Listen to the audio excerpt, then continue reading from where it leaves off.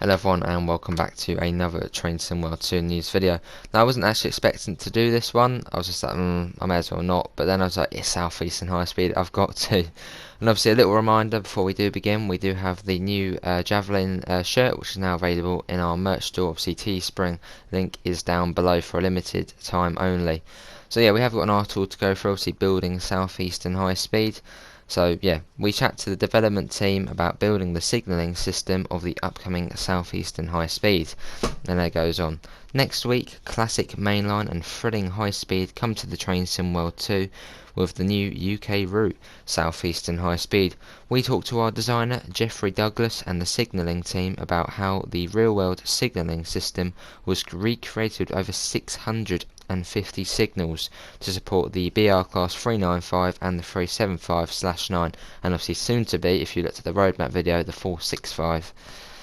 And then we got a question: what is the difference/unique about this signalling system? At the outset, unlike most routes, this has two completely different systems. Classic UK multi-aspect colour light, as most people are familiar with the most of the UK routes. It also has the French TVM 430 cab signalling.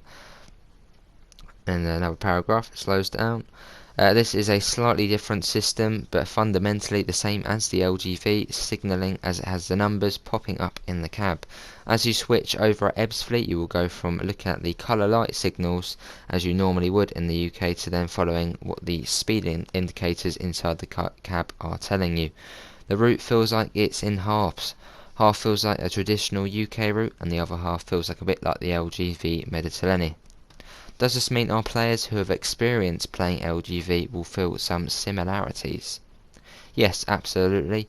Once you are familiar with the TVM signalling and how to use it on LGV, that is the same system. It just has some slightly different numbers because the Javelins only go to 225 kilometers an hour, whereas the TGVs do 320 kilometers an hour. There are actually 4 different visual styles of signalling on one route. At St Pancras you have the fibre colour light, you have TVM flags on the high speed line, and then on the North Kent section you have the classic filament, the older style, and then there was a big East Kent project where there are now modern LED style signals. Combined with changing between third rail and overhead and between miles per hour and kilometers an hour and a range of signalling visuals and systems, it's all changed as you drive along this route. How do you make the signalling system and what process have you gone through to create this? There are 2 layers to recreating the system. The first bits we look at are what does the system do, what does the signal do, and what is the interface to the train. For example, does it have a red light, yellow light, a flashing light? And then the second part we look at is the wider system. What do the cohesive system of signals do? How do you protect this junction with 5 or 6 signals, for example? Now moving on to the next bit. Initially what we are really trying to do is understand how the system works. You have to treat signalling not as a light but as a system that is designed to create safe transit along this railway. Once you understand why the signals are the way they are, it becomes much easier to understand the technical implement in detail because you know what it's trying to do. The process for doing the signalling on this route can be broken down into 4 steps: research, implementation, testing, feedback and polishing. Our research gathers together as much information from as many sources about the route as possible, such as diagrams, pictures, videos and official documents where available. We talk to people, sometimes drivers, who drive along the line or who have driven along the line and have used similar systems, so we can gather as much information as possible. Not just what it looks like, but the experience of being in it. We will then take a type of Google Earth survey where we will try and identify every single signal from a top-down view. We will use all the other assets we've got, such as technical drawings or pictures and photographs.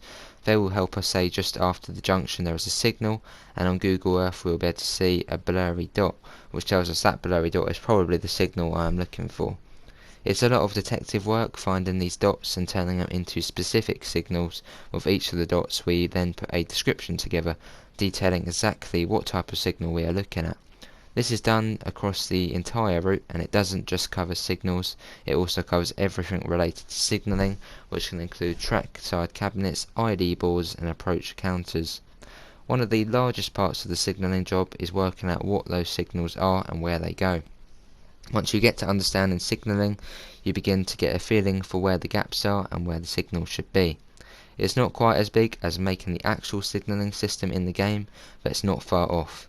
If we didn't do it in this way, we would be required to make it up, which would essentially require us to do the job of a signalling engineer. Trying to work out how you would signal a route would be significantly more complicated and time consuming. Now we have the research done, it comes down to basic implementation. We go about this in 2 steps. The first step is to import that giant marker file that was created into the game, so that we can see in game where all of these markers are for all of the signals.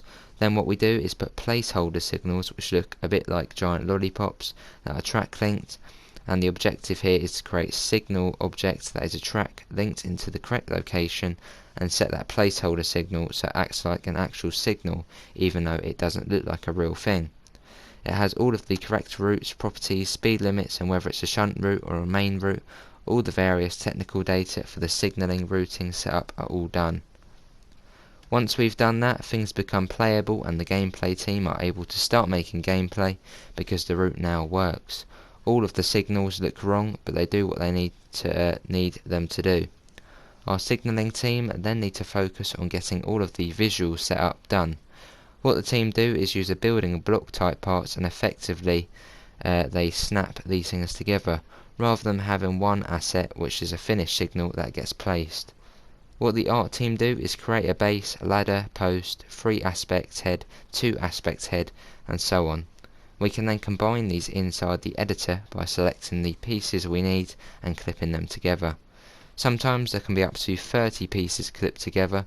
For example, if we have a post that angles at 45 degrees and then goes up, we are able to change all these lengths within the editor without any need for the artists to get involved. What this means is the power is there to make the signals as unique as they need to be without requiring tons of art time and without any performance implications. When the majority of the route has its signalling finished to a functional state and speed limits are applied, testing can begin both in-house and with the external beta team. A lot of the people who help us with the technical information in the first part are there at the end of the process as well, and they give us tons of feedback about what we might have done right and what we could do better. We go through a process of listening to that feedback and improving as much as we can.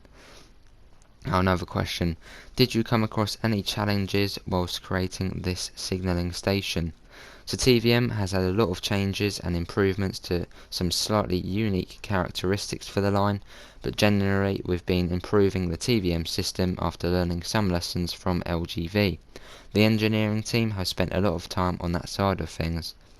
The sheer wide range of assets required to properly recreate the variation of signalling along this route has certainly been one of the main challenges, along with ensuring the power and signalling changeovers all work correctly and interface with each other properly. What's your favourite part about signalling on the route? We've worked with one of our beta testers to create LED lens textures to represent the arrangement on the newer signals. So what you will find is when you see the newer LED signals, if you look up to them, you can see all of the individual LEDs, and we've tried to copy the patterns. We find that when we are driving the route, they twinkle a bit differently. You can see it looks different to other filament lights. It adds to the realism that we are trying to create. We would also really like to thank all of our beta testers and advisors who help us. We get lots of advice and guidance. They answer endless questions from us about how things work, and we really appreciate the time and energy they take to help us. They consistently go above and beyond. It shows what's there. But that is going to be it, everyone. Obviously, hopefully everyone has enjoyed. That was a fairly long article, that one. About 9 minutes to read that, blimey. Yeah, well, so we will be streaming Southeastern High Speed on just past midnight release.